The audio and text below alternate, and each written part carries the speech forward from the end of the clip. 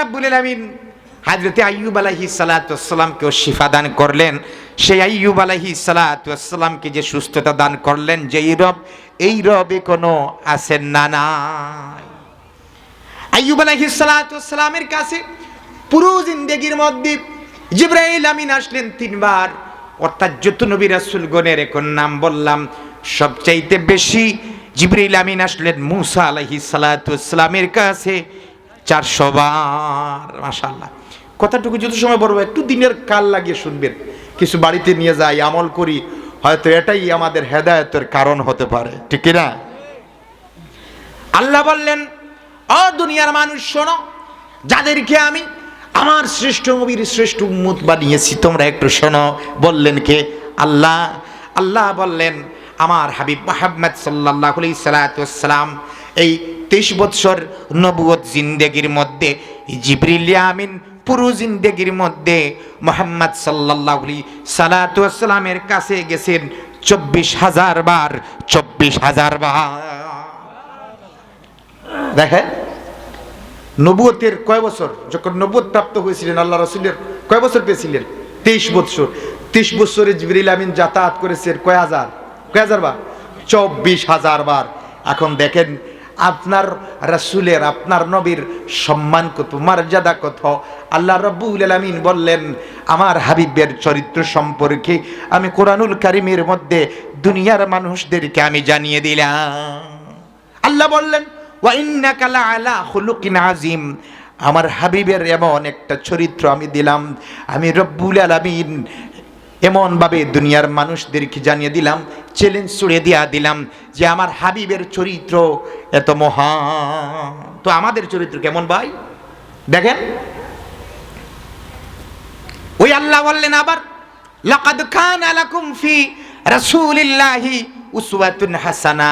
আল্লাহ বললেন, দুনিয়ার মানুষ যারা ঈমান এনেছো, শুনে রাখো মুমিন বান্দা বান্দিরা, আদর্শ মানবা একজনের, তিনি হচ্ছেন মুহাম্মাদুর রাসূলুল্লাহ সাল্লাল্লাহু আলাইহি ওয়াসাল্লাম। কিন্তু আমাদের মাঝে মধ্যে প্রায় সময় শুনতে হয়, আমি আমার অমুক বাবার আদর্শের সৈনিক, ও বলে আমি অমুকের স্বামীর আদর্শের সৈনিক। এই কথাগুলাই বাংলাদেশে আছে না নাই? আমরা মুমিন বান্দা, আমাদের আদর্শ থাকবে একজনের, তিনি হচ্ছেন মুহাম্মাদুর রাসূলুল্লাহ সাল্লাল্লাহু আলাইহি সাল্লাম। এই কথাটা কার? আল্লাহর নামুল্লাহর। বলেন, এখন যদি আমি এই কথাটা বলে যাইতাম, আমাকে নিয়ে আপনারা অনেক সমালোচনা করতেন, কিন্তু কথাটা তো আমার না, কথাটা কার? আল্লাহ। আল্লাহ বললেন, দুনিয়ার মানুষ, তোমাদের চরিত্র হবে রাসূলের মতো, তোমরা আদর্শ গড়বা মুহাম্মদ সাল্লাল্লাহু আলাইহি সাল্লামের মতো। রাজি আছেন তো? কেউ বেজার আছেন আমার উপরে? ওই রাব্বুল আলামিন বললেন, আমি কোরআনুল কারীমের মধ্যে আমি সূরাগুলো নাজিল করলাম, আর এই সূরাগুলোকে 2 ভাগে বিভক্ত করা হয়েছে। এক ভাগ হচ্ছে মাক্কি, আর আরেক ভাগ হচ্ছে মাদানী সূরা। আল্লাহর রাসূল মক্কায় অবস্থানকালে যেই সূরাগুলো নাজিল হয়েছে, ওই সূরাগুলো হলো মাক্কি সূরা। মদিনাতে যাওয়ার পর, হিজরত করার পর যেই সূরাগুলো নাজিল হয়েছে, ওই সূরাগুলো হলো মাদানী সূরা। রব্বুল আলামিন 114টা সূরা তিনি নাজিল করলেন। আমরা এখন সরাসরি আলোচনা শুনে যাব। আমি যেই সূরা ভাবতেছি আপনাদের সামনে আলোচনা করব, সেই সূরাটার নাম হলো সূরা ফাতিহা। সূরাটার নাম কি? হাদিস শরীফের মধ্যে 30টা নাম আছে। এখন 30টা নাম বললে তো অনেক সময় যাবে, সময় আবার খুব কম, অল্প সময় শেষ করে দেব ইনশাআল্লাহ। আল্লাহ রাব্বুল আলামিন কোরআনুল কারীমের মধ্যে অসংখ্য অগণিত আয়াতগুলো যে নাজিল করলেন, 114টা সূরা তিনি নাজিল করলেন। এই 14টা সূরার মধ্যে সর্বপ্রথম পূর্ণাঙ্গ সূরা হচ্ছে সূরা ফাতিহা। সুবহানাল্লাহ। অর্থাৎ সর্বপ্রথম একেবারে স্বয়ং সম্পূর্ণ পূর্ণাঙ্গ সূরা হলো সূরা ফাতিহা। এর আগে কি রাব্বুল আলামিন কোরআনের আয়াত নাজিল করেছেন? কোন আয়াত নাজিল করলেন? রাব্বুল আলামিন তিনি বললেন, ইকরা বিসমি রাব্বিকাল্লাযী, বলেন খালাকাল ইনসানা মিন আলাক। এই আলাকের 5টা আয়াত সর্বপ্রথম রাব্বুল আলামিন নাজিল করলেন। কার উপর? বলেন, কার উপর? রাসূলের উপর নাজিল করলেন। ওহির মাধ্যমে, জিবরিল আমিনের মাধ্যমে। জিবরিল আমিন আসলেন, এসে বললেন, হ্যাঁ রাসূল ইকরা, আপনি পড়ুন, আপনি পড়ুন, আপনি পাঠ করুন।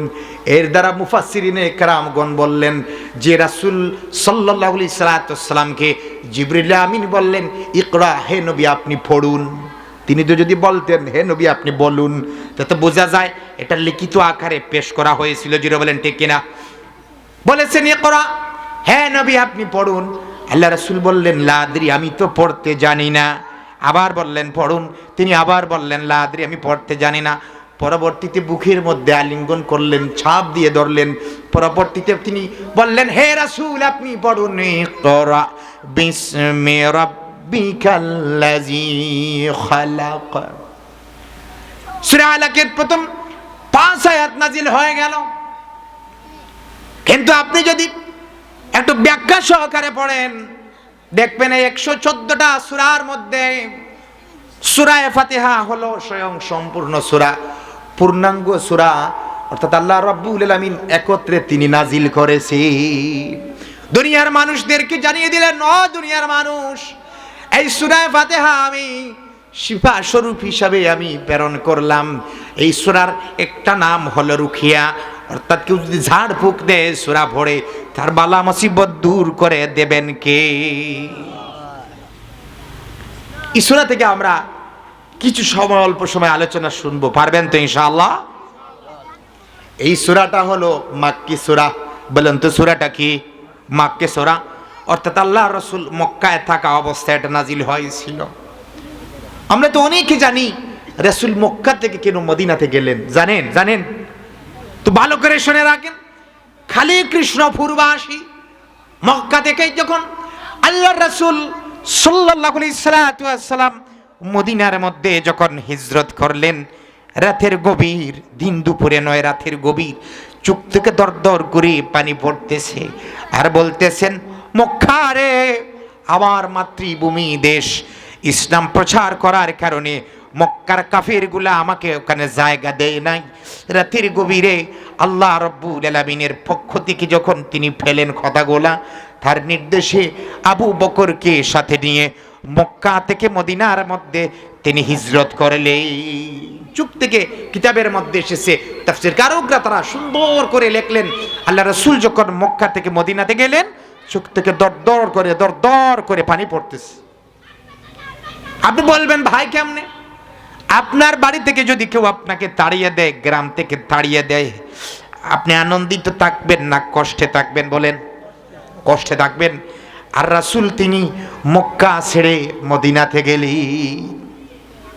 প্রায় জায়গায় যুবকদের কথা বলি, এই যুবকরা আল্লাহ রাসূলকে এত ভালোবাসতো।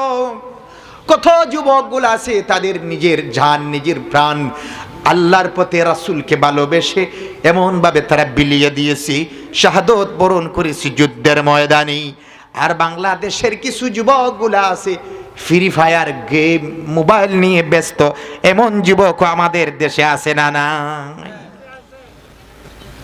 মদিনা থেকে এলেন, আল্লাহ রাসূলের চোখ থেকে পানি পড়তেছে ধরধর করে।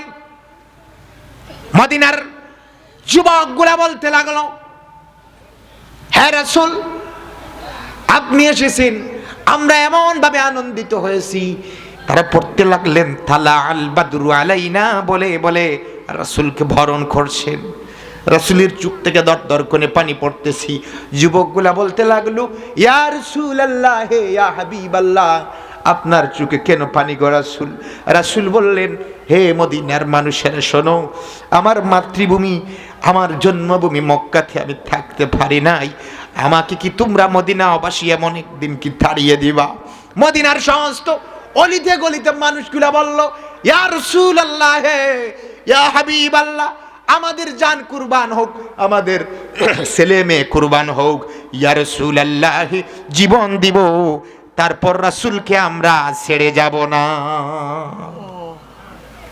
এত ভালোবেসেছিল মদিনার যুবকগুলা, তারাই ওয়াদা করেছিল রাসূলকে, রাসূল বলুন আপনি জীবনের শেষ সময় অবধি পর্যন্ত আপনি হাবিব আমাদেরকে ছেড়ে যাবেন না। রাসূল কথা দিয়া দিলেন, হ্যাঁ মদিনাবাসী শুনো, আমি আব্দুল্লাহর পুত্র মুহাম্মদ তোমাদেরকে কথা দিলাম, আমাকে এত ভালোবাসলা তোমরা, আমি কথা দিলাম জীবন শেষ হয়ে গেল মদিনার মানুষদেরকে আমি ছেড়ে যাব না। পরবর্তী সময় সংক্ষিপ্ত কথা বলতেছি, মক্কা বিজয় হয়ে গেল, একাকার কালেমার পতাকা দপদপ করে উঠতে লাগলো। যেই মক্কার মধ্যে ইসলাম প্রচার করার কারণে শিহাবে আবু তালিবে মুহাম্মদ সাল্লাল্লাহু আলাইহি সাল্লাম 3.5 বছর তিনি কারাগারের মধ্যে ছিলেন। যেই মক্কার মানুষেরা বললেছিল মাজনুন, পাগল, রব্বুল আলামিন বললেন ওয়ামা সাহিবুকুম বিমাজনুন, আমার হাবিব তিনি পাগল নন। সেই মক্কা বিজয় হয়ে গেছে, সুবহানাল্লাহ পড়বেন না? মক্কার অলিতে গলিতে মানুষগুলা কালেমা পড়ে মুসলমান হয়ে গেছে।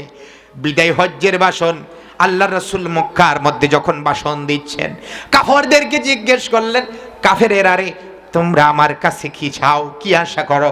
তারা বলল, হে আব্দুল্লাহর পুত্র মুহাম্মদ, এমনভাবে আপনাকে আমরা নির্যাতন করেছিলাম, আপনার চাচা আমির হামজাকে আমরা 70 টুকরা করেছিলাম। তাফসীর গ্রন্থে এসেছে আল্লাহর রাসূলের চাচার শরীর, আমির হামজা ছিলেন আল্লাহর রাসূলের চাচা। কাফের মুশরিকগুলো এমনভাবে তাদেরকে শহীদ করেছিল, হযরতে আমির হামজার শরীর 70 খণ্ড করেছিল তলোয়ার দ্বারা। তারা বলল, হে আব্দুল্লাহর পুত্র মুহাম্মদ, আমরা তো আশা করি আপনি আমাদেরকে ক্ষমা করে দিবেন না, কেননা আপনার উপর যেমন ভাবে নির্যাতন করেছি, জুলুম করেছি, ইনসাফ ভিত্তিক বন্টন হলে আমাদের মাফ পাওয়ার কোনো অধিকার নাই। রাসূল বললেন, হ্যাঁ মদিনার বাসী, তোমাদের কাউকে আমি জোর জবরদস্তি করতেছি না যে ইসলামের মধ্যে প্রবেশ করো না, তোমাদের সবাইকে আমি ক্ষমা করে দিয়া দিলাম। আজ থেকে তোমরা সবাই স্বাধীন, নিজ নিজ জায়গার মধ্যে নিজের ব্যক্তিগত অনুযায়ী তোমরা স্বাধীন, নিজের ইচ্ছা মতো চলাফেরা করতে পারবা। তোমাদের উপর অন্যায়ভাবে কোনো মুসলমান হাত তুলতে পারবে না, মুখ দিয়ে তোমাদেরকে আঘাত করতে পারবে না।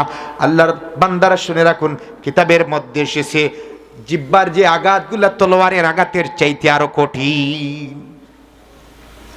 মক্কাতে আসলেন, ভালোবাসা দিয়ে মক্কার মানুষদেরকে তিনি মন জয় করলেন। মক্কার মানুষগুলা বলল, এমন একজন মহান ব্যক্তি আমরা তো চিনতে পারলাম না, হে রাসূল, আমরা তো কলিমা পড়তে চাই, ইসলামের মধ্যে প্রবেশ নিতে চাই। সমস্ত মানুষ দাঁড়িয়ে দেখলো মুসলমানেরা, কাফেরেরা কেমন করে আজ তাদের নিজের ভুল বুঝতে পারলো।